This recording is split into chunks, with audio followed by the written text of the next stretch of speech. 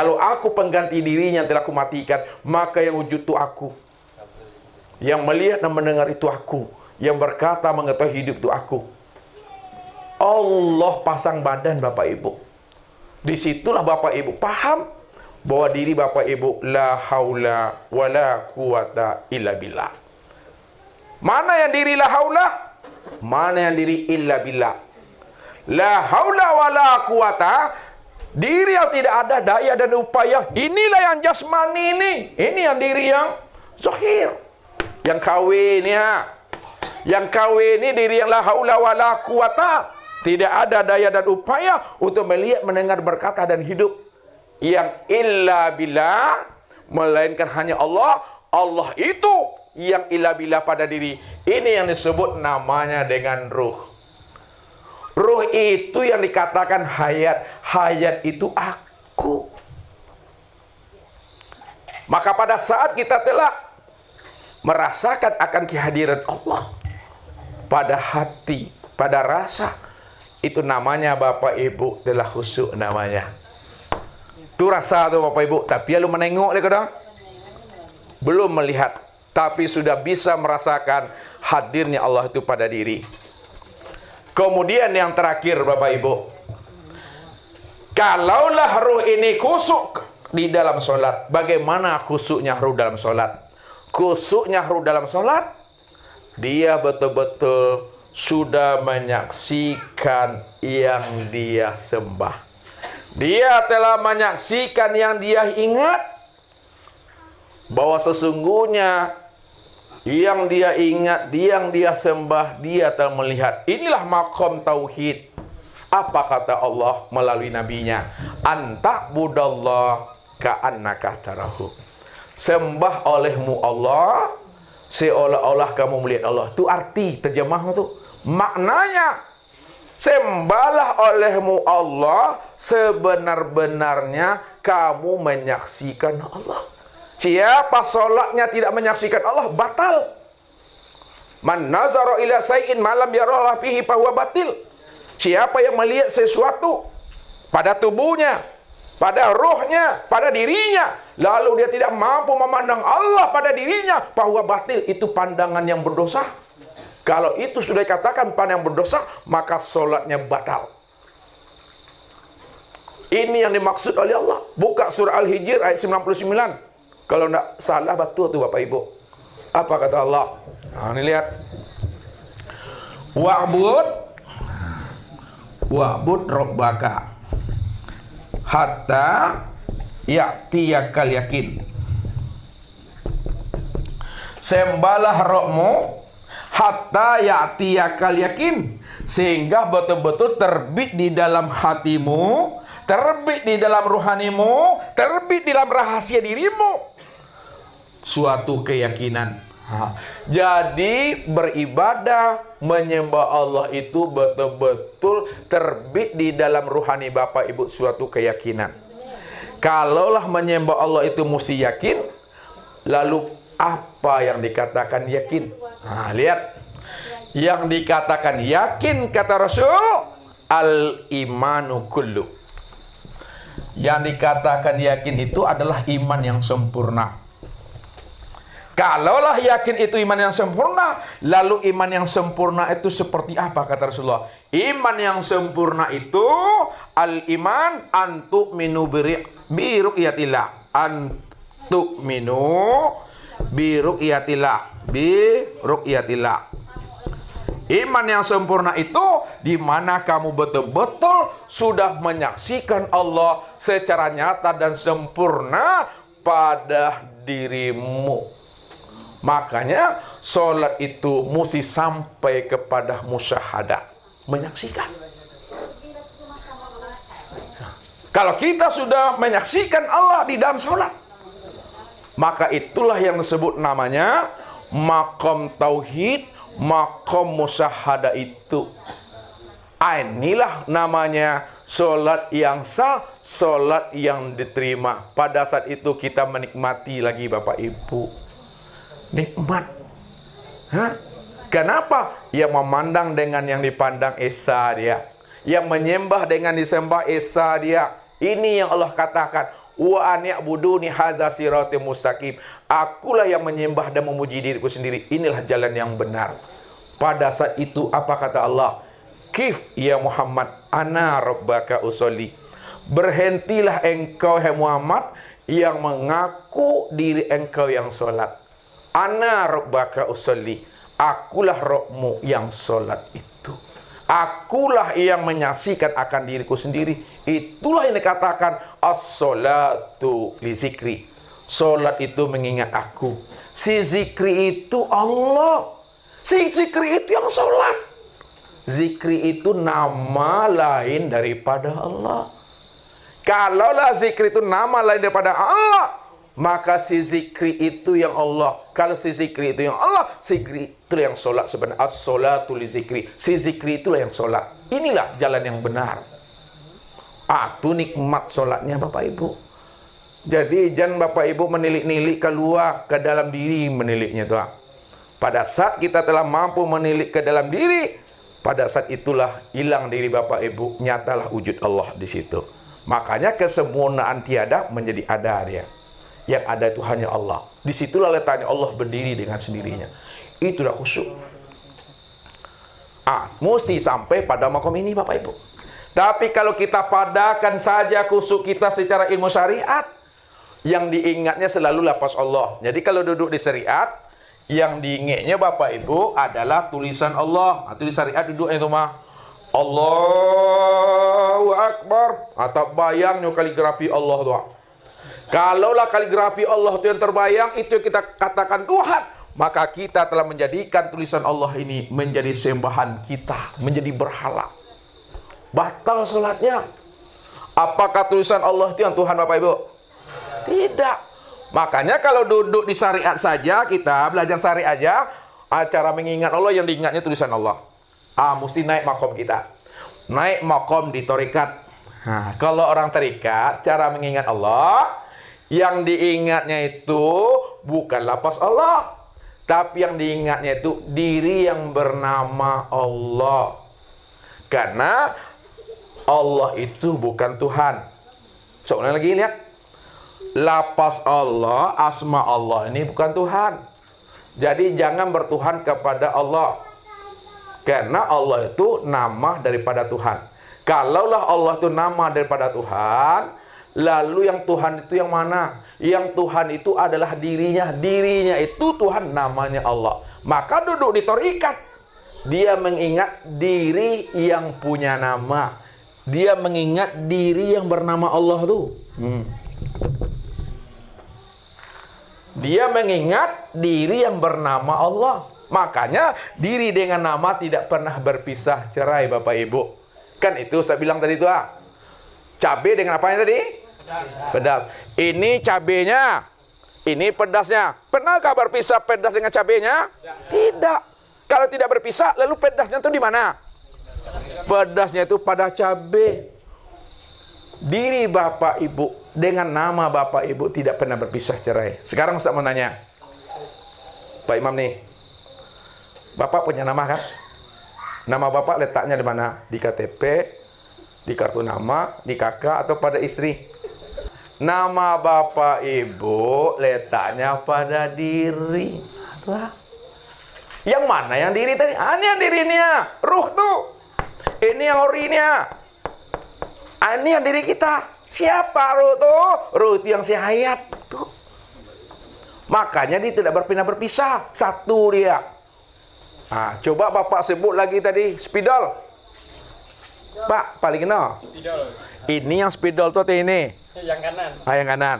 Sekarang coba Bapak sebut Allah. Allah. Mana orangnya? Mana wujudnya? Asailah. Ini yang mesti paham. Tadi disebut Mik, ini orangnya kan jelas tuh. Karena nama dengan wujudnya nggak pernah berpisah. Disebut spidol, ini orangnya. Nama dengan wujud nggak pernah berpisah. Coba sebut Allah. Allah itu kan namanya. Berarti namanya tidak pernah berpisah dengan dirinya. Kalaulah nama tak berpisah dengan dirinya, disebut Allah, mana dirinya, mana orangnya, mana wujudnya? Keha. Ini dia. Tapi ingat, Bapak Ibu jangan ngaku-ngaku Tuhan. Bapak Ibu jangan ingin jadi Tuhan. Bapak Ibu jangan menyanding-nyandingkan diri dengan Tuhan. Belajar ilmu tauhid bukan ingin jadi Allah. Belajar ilmu tauhid bukan ngaku-ngaku diri Allah. Belajar ilmu tauhid bukan menyanding-nyandingkan diri dengan Allah. Akan tetapi Bapak Ibu belajar ilmu tauhid untuk menyatakan Allah cuma yang wujud. Allah cuma yang ada. Diri kita tidak wujud dan tidak ada. Kalau diri kita tidak ada, lalu siapa diri kita ini bagi dirinya Allah? Diri kita ini, inilah kenyataan, mazhar, perwujudan, kenyataan daripada diri Allah. Kalaulah ini kenyataan diri Allah, maka inilah nyatanya Allah itu. Wallahu nafsiyun wa ana nafsa wujudahu. Allah diriku nyatanya wujud Allah.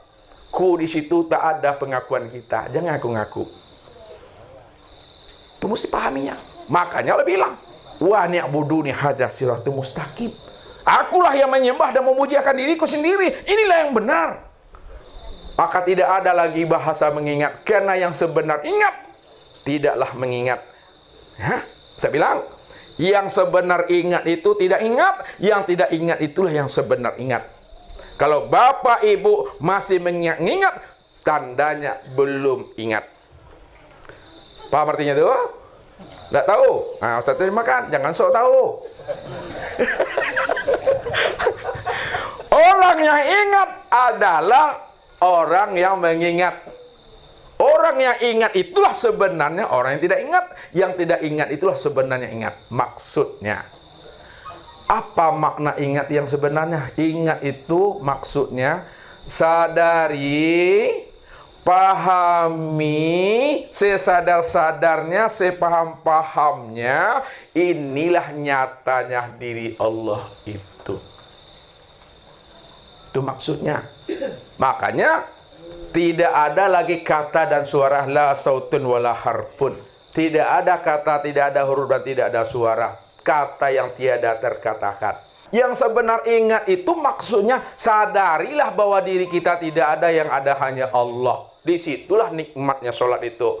Makanya hadap wajah. Nah, ini lihat kesimpulannya. Hadap wajah ke tempat sujud.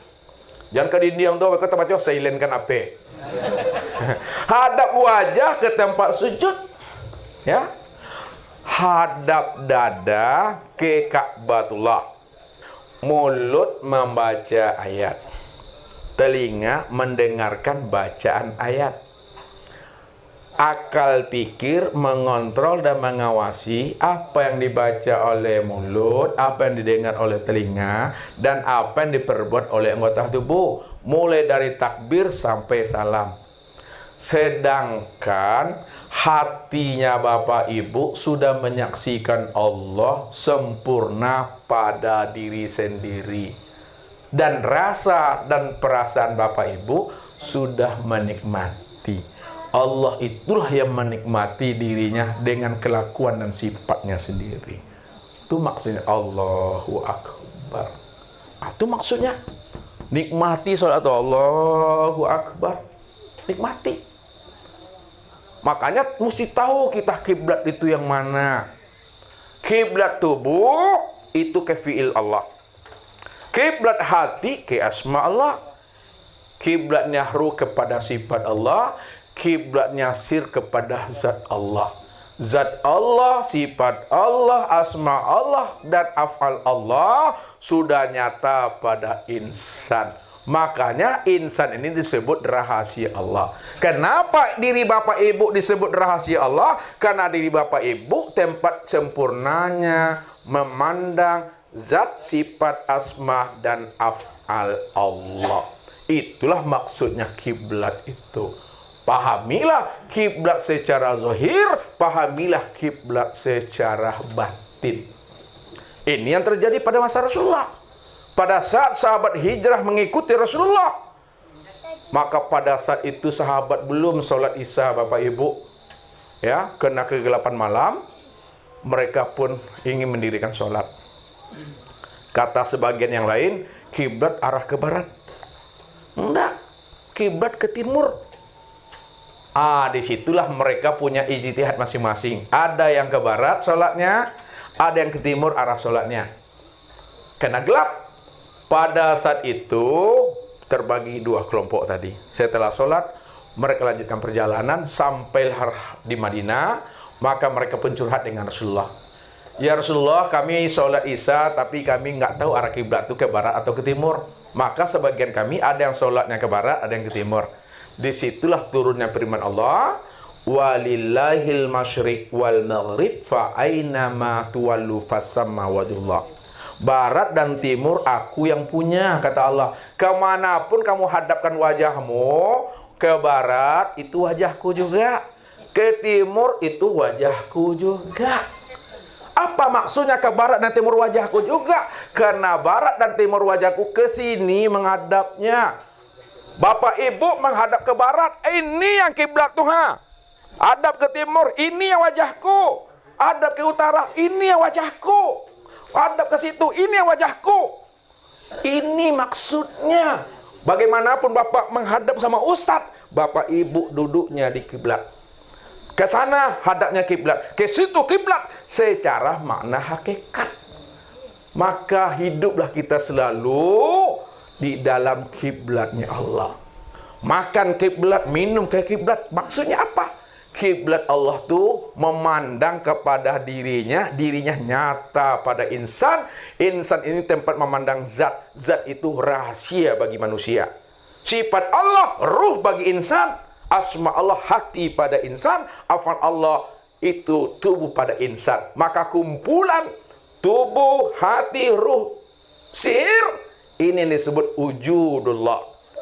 Kumpulan fi'il, asma, sifat, dan zat, ini disebut wujud Allah. Ini dia.